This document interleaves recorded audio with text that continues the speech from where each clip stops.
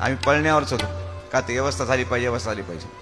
सर्वांना सुद्धा एकच लक्ष होतं की खर्चाची बाजू मोठी आहे आणि मोठी असल्यामुळं मोठे लोक तर काय जवळीच नाहीत.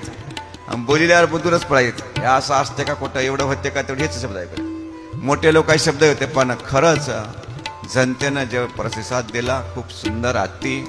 आणि मोठे लोकांनी ज्यांनी ज्याचं मिटिंग घेतलं ते मोठे लोक दूरच पळाय आणि गरीबच समोर येऊ लागले. आणि गोरगरिबांनीच खूप एवढा मोठा कार्यक्रम शेतकरी वर्गाने करावा ही माझा बी भाव होता.